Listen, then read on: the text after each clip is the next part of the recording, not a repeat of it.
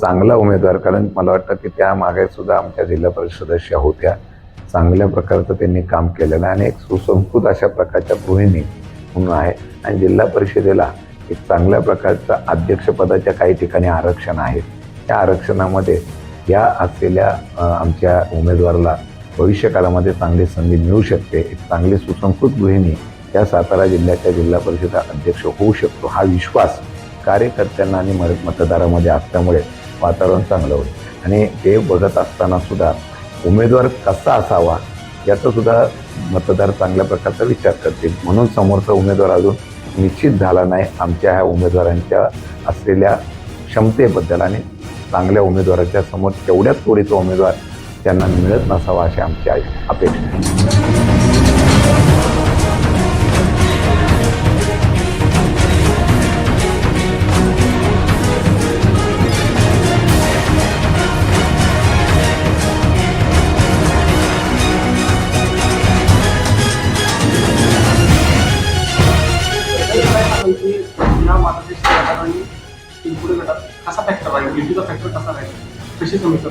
नाही, आम्ही काल मुंबईला जी आमची बैठक झाली त्या बैठकीच्या मध्ये आदरणीय पवार साहेबांच्या बरोबर, अजितदादांच्या बरोबर आमच्या सगळे पक्षाचे प्रमुख लोक होतो. त्यावेळेस चर्चा झाली आणि त्या चर्चा करताना महाराष्ट्रामध्ये एकत्रितपणे निवडणूक करण्याच्या बाबतीमध्ये आमची भूमिका स्पष्ट झालेली आहे. जिथे होईल तिथे एकाच वेळेला वेगवेगळी चिन्ह देण्यापेक्षा एकच चिन्ह जिथं होईल त्याचा उपयोग करावा. जिथं एकमत होणार नाही तिथं तुतारी लढवायची आणि मैत्रीपूर्ण निवडणूक लढवायची अशा प्रकारची भूमिका आम्ही ठरवलेली आहे. त्यामुळे इथे आता निवडणूक होताना या निवडणुकीच्या माध्यमातून एकाच चिन्हाचं वाटप करून घड्याळ या चिन्ह आम्ही निवडणूक लढवणार आहोत. महायुतीमध्ये कुठेतरी शिवसेनेला उमेद पकडण्याचा सातारा जिल्ह्यात सुद्धा प्रयत्न सुरू आहे. शंभूराज देसाईंना सुद्धा कुठेतरी कचाट्यात पकडलं जात आहे.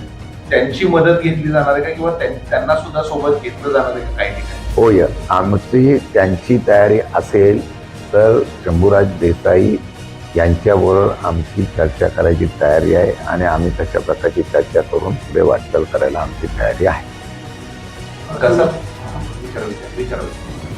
कसा प्रतिसाद तुम्हाला एकूण जिल्ह्यातील, तुम्ही ज्यावेळी आता मुलाखती घेताय लोकांचा, कसा उत्साह आहे, काय सांगाल? प्रतिसाद फार चांगला असतो. फक्त बाकीच्या प्रतिसादाच्या बाबतीमध्ये जे लोकांमध्ये जे आता हे आहे, लोकशाहीच्या निवडणुका जर असत्या तर लोकांचा प्रतिसादाचा इतिहास दिसला असता. पण लोकसभेनंतर ज्या पद्धतीने निवडणुका होत आहेत त्यामुळे आता यामध्ये खरं म्हणतात दगड. आणि मी मागे सांगितलं की मला खरं म्हणतात तर लोकांचं, कार्यकर्त्यांचं आणि उमेदवारांचं अभिनंदन करावं लागतं की ते धाडसनं अजून सुद्धा उभं राहतात.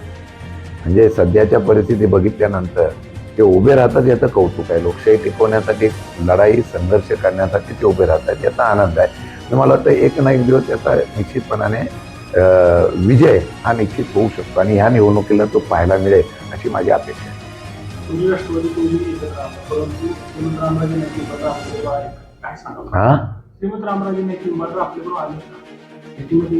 नाही, आत्ताच्या घडीला ते जे आहे ते शिवसेना गटातून आहे, शिंदे गटातून. हे म्हणाले त्याप्रमाणे आता शंभूराजे देसाई हे मकरंद पाटण यांच्याशी बैठक झाली, माझ्याशी बैठक झालेली नाही आहे.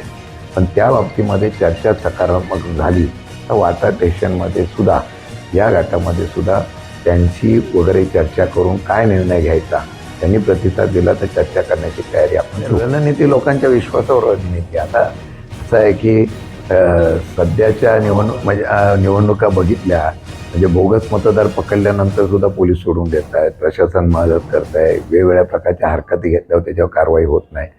परंतु मला वाटतं की जशा तशी निवडणूक करण्याच्या बाबतीत मला निर्णय झाला तर प्रतिसाद चांगला मिळतो. आणि मला वाटतं राजेंद्र भोसले आम्ही इथं उमेदवार त्यांनी त्यांच्या सौभाग्यावरती या ठिकाणी उभे आहेत. मला वाटतं की चांगला उमेदवार दिला आहे आणि चांगल्या प्रकारचं वातावरण त्यांच्यासाठी निर्मित आहे. त्यामुळे जिल्हा परिषद पंचायत समिती या गटातल्या उमेदवारांना गणाला काही अडचण येणार नाही अशी सध्याची परिस्थिती आहे असं माझा विश्वास आहे.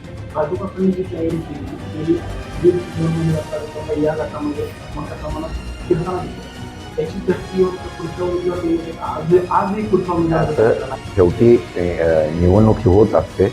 मला वाटतं की चांगला उमेदवार, कारण मला वाटतं की त्या मागे सुद्धा आमच्या जिल्हा परिषद सदस्य होत्या, चांगल्या प्रकारचं त्यांनी काम केलेलं आहे आणि एक सुसंस्कृत अशा प्रकारच्या गृहिणी म्हणून आहे.